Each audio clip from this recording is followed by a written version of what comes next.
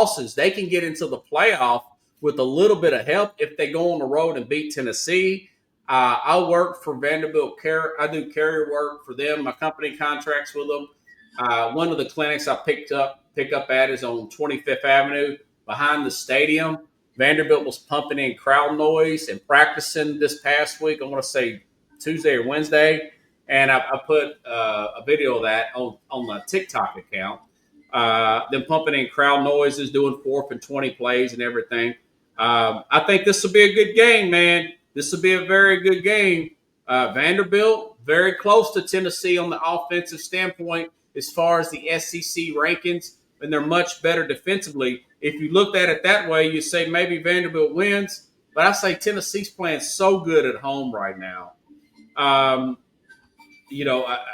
way they got to be feeling good about themselves after that big win from a psychological standpoint of beating Florida in Gainesville. And I made some notes that Diego Pave has joined Joey Aguilar, according on 3, and trying to possibly get another year of eligibility, taking the NCAA to court again, both trying to play next year in some kind of lawsuit. The over and under this game is 66 points. That's a big number. Don't know if that's going to hit there. I like Tennessee still to win at home, 31-23. This will be a good game tomorrow at 3:30 Eastern in Neyland Stadium. If this were here in Nashville, I might take Vanderbilt this year. I think they're better than they were last year. What do you think about Tennessee Vanderbilt? Tennessee would be a long shot for them to get in the playoff, but they want this in-state win to help their resume for the 2025 season. What's your thoughts on that game, man? Look, kudos Vanderbilt. They've done a great job. They've played a great season. I think tomorrow ends their streak. And then they're going to end up with the same record as Tennessee, right? They're going to be 5-3, both teams. 9-3 or whatever, yeah. 5-3. So, and then they're, whatever. The only takeaway from this is that they, at the end of the day, they both fell short when they needed to be the top team in the division, in the conference, and both teams lack that. So this is a toss-up win. Either team that wins, they're. And it's a 2.5 point spread. So Vegas says this will be a field goal game. Yeah. I believe it. I think it's going to be a kicking game myself too. And but it's in Neyland, so I just feel like Tennessee has the edge there. They're coming back home. Everybody's excited. They're going to see the orange and white. Vanderbilt doesn't play that well away, So it's going to be a close game. The weather's going to be what's the weather down there right now? It's pretty good. I mean, it's going to be cold. The whole state's cooled down. Yeah, it's not raining, so it's not raining. Nothing. So both teams are going to have an opportunity to win out. And I feel like this game is going to be 32-27, and whoever it's a toss-up. Whoever kicks the last field goal is going to win this game. But you're gonna pick Tennessee to win. I think Tennessee has the advantage, So yeah. This other game is very important. Miami and Pittsburgh, University of Pittsburgh and Miami. They both have a shot to win the ACC. For the Hurricanes to make the ACC championship, they got to beat Pittsburgh, and let's see, at least 2 of the following 3 teams must lose: Duke to Wake Forest, SMU to Cal, or Virginia to Virginia Tech. But they're ranked 12th in the country, so they're very much in it. A win would really help their resume to get into the playoff. They've had 2 losses mid-season here. I want to say one at SMU and Virginia or somebody. I can't remember who else they lost to. But either way, it wasn't good for Miami. The Notre Dame win doesn't look as good. But Pittsburgh beat Georgia Tech last week, Pittsburgh's a pretty tough team. Same thing with Pittsburgh. They would need a little help to get in the ACC championship game. Miami 6.5 point favorites here. I think you got Carson Beck, a senior, versus Mason Hitchmichael.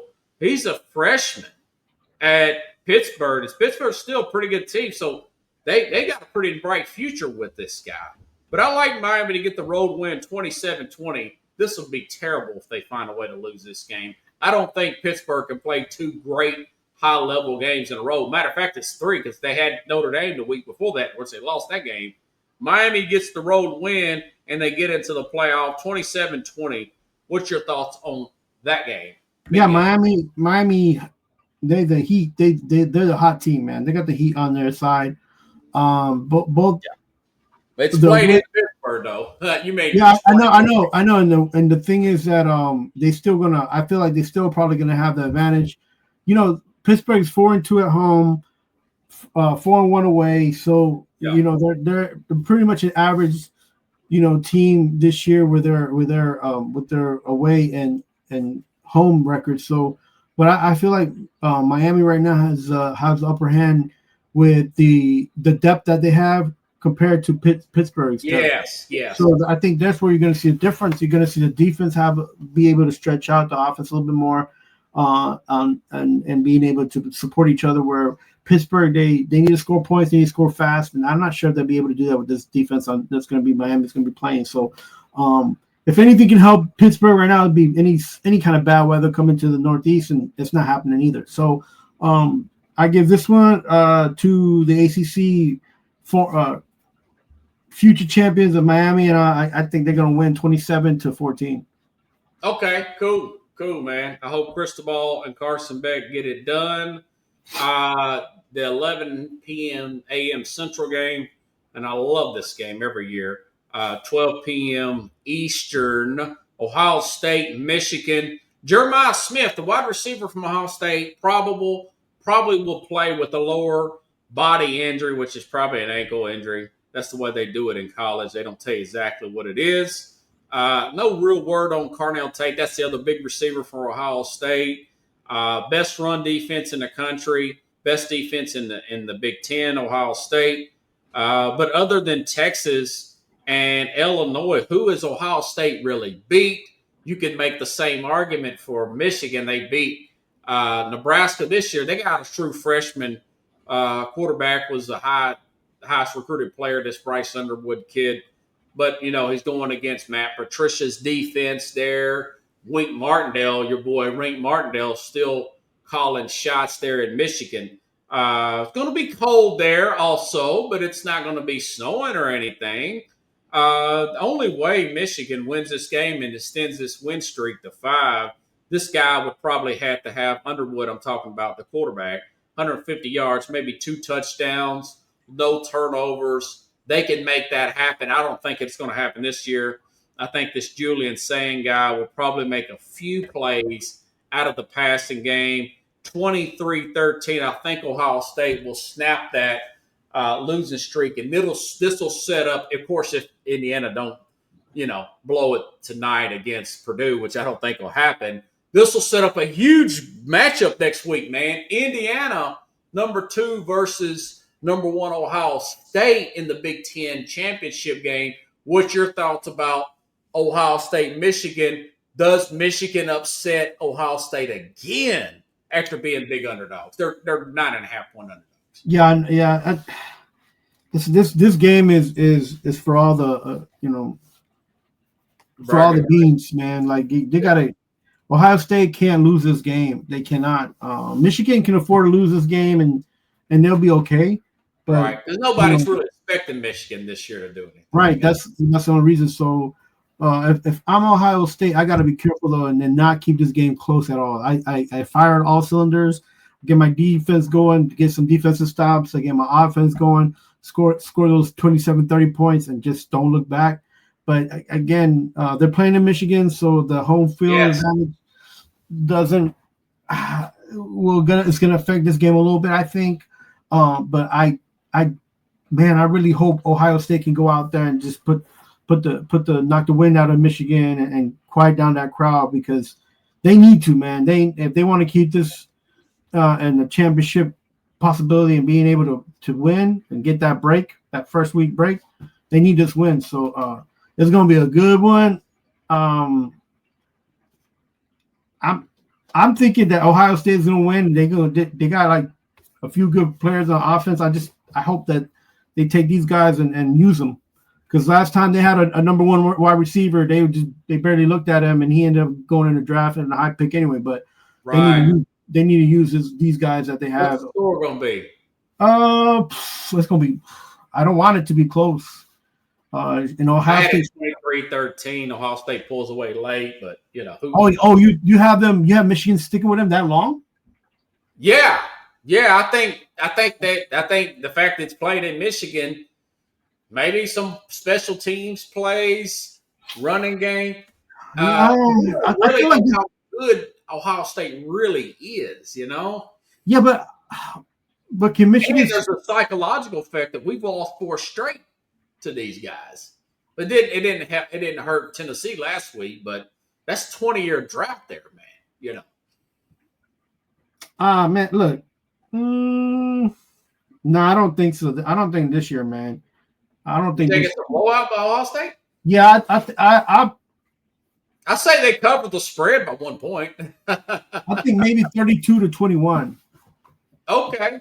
I think you thought it by 11. Okay, that's big. That's not that big a deal, but okay. No, I mean, I said Ohio State by 10. You say Ohio State by 11. Yeah, no. I just think that they're gonna try to put more pressure on them offensively, and the defense is not gonna be able to catch up. So, all right, let's go on to the NFL. Doing things a little bit backwards, folks. We're doing the 5 biggest games combined in the NFL college due to the Thanksgiving schedule. Houston Texans at your Colts, 3.5-point favorites still, with the report that Daniel Jones has a fractured fibula in his leg. But he's going to play. He's a full participant. Practice tonight and yesterday, or last time they practiced. Anthony Richardson's hurt, of course. If Jones does get hurt, Riley Leonard from where did he play at? Duke a few years ago or whatever. Where did he play at? No, from Notre Dame. Notre Dame. Riley Leonard, the rookie there from Notre Dame, who last team he played with, would get the play if something happens to Daniel Jones. That would be interesting. Meanwhile, C.J. Stroud is back for Houston. He will be playing. Missed the last 4 games with a concussion in that Denver game that you beat me in. That question: do you think Stroud should start, even though this guy's over here playing better? Well, Mills is keeping them in games and winning, but Stroud, listen, they've won 2 years in a row up in Indianapolis with Stroud. I don't know why this happens, but he plays well in that RCA in Lucas Oil Field or whatever you want to call it. That's the newer stadium. I actually like Houston, who got a lot of pressure on Daniel Jones or on Josh Allen last week. Got a lot of sacks there, 8 sacks to be exact. They go on the road and get the win, 26-20, due to Daniel Jones' injury. And Stroud plays well. Does he bring that juice to the offense like Joe Burrow did to Cincinnati? I think he does. And Houston gets the road win, 26-20 at Indianapolis. But, hey, Indianapolis is still leading the division, and they still got a pretty decent defense. What's your thoughts about the Colts there? Yeah, I'm not big. I don't like either one of those teams, but I feel like any team that's going to come out and be better than last week will be the Texans. And I think that, and even getting their quarterback back, I don't think they should make that change. But even if they do make that change, I think this game is going to go to the Texans. That defense is young and fast and vibrant, and I like what that coach is doing down there. And I think it's going to be 24-14. 24-14. You like Houston. I like Houston. I wasn't sure where you were going to go with that one. Another interesting game. Hold on a second, Robert. Can we be honest? Can we just say that the 3 best games already have happened, and the ones that are coming up are just a bunch of they got to play. They just got to play. I really thought that the Kansas City game. What's the next game you're gonna call out? Like the Bills and the Steelers, maybe? Yeah, Buffalo playing against Pittsburgh, both off of losses here. Steelers, they're both doing terrible. Listen to this: the Steelers are at home. They will have Aaron Rodgers back, but Buffalo there came out today, Adam Schefter put this out. They're going to have both tackles out. Deion Dawkins is their best offensive lineman. That's the left tackle, and this guy named Spencer Brown, the right tackle. I mentioned this a second ago. Josh Allen sacked 8 times in that Thursday game on the road against the Texans. I looked at Pittsburgh defense, pretty healthy, and at home. They get after quarterbacks at home. We saw Daniel Jones. He probably got that injury in that game. They beat up on that Daniel Jones. Listen, I love the Bills. I don't like that coaching staff, and I don't like what they've done from a defensive standpoint.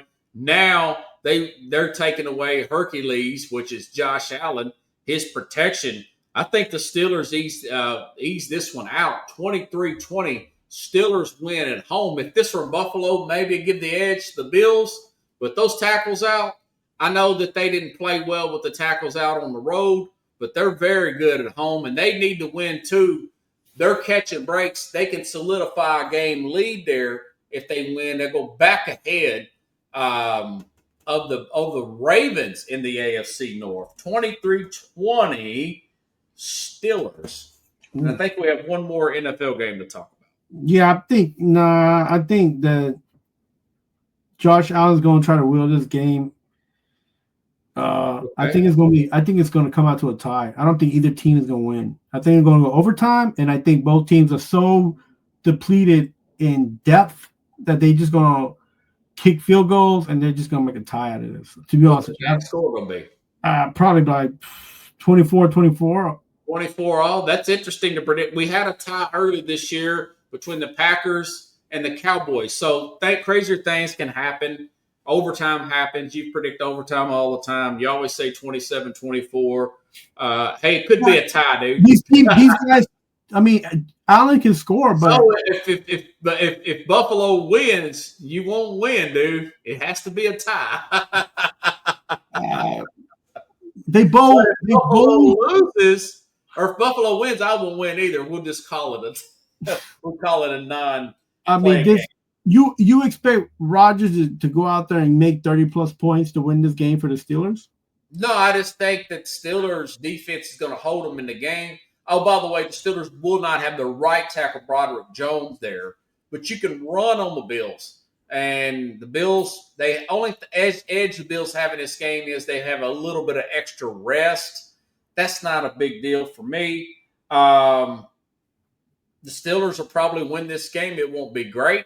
They've matched up well against the Bills before. This will be a chippy game. It won't be a fun game. It'll be about what you said. And it could be a lower scoring game. It could be 12-11, a couple of safeties and stuff. Oh, geez. So, an interesting game would probably be that the 49ers and just to watch them play the Browns because of Shedeur Sanders. I didn't put that on the biggest games, but that'll be just to see how Shedeur does in the second game kind of game. But this game actually means something. The Rams against the Panthers. The Panthers, just when you write them off, the Panthers are still in the NFC South because Tampa keeps losing. And, they're at home against the Rams. The Rams could be caught looking ahead. Yeah. But the Panthers do have some injuries on their O-line as well. I mentioned at the beginning of the program, it's a battle of attrition this year. Their center's out. J.C. Horn, their best cornerback, is out. And Trayvon Morang is suspended for kicking Juwan Jennings in the groin area in the Monday night loss there to the 49ers, which we both picked there. I think the Rams get off to a slow start because it's an early start time in the Eastern time zone. But I do see them recovering and winning comfortably 30-16 over the Carolina Panthers. Technically, this is a big game because you've got a division leader and a league leader versus a team still trying to get their division and their only game back in the NFC South. What do you think about Panthers-Rams? I think this game is going to be just like the Pittsburgh game as well. It's going to be slow and drawn. Because the running game is going to keep the Panthers in competition. But at the end of the day, the Rams team has more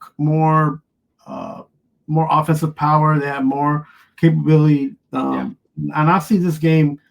It's going to be slow in the beginning, but they're probably going to pull out. This game is going to be about 28-17.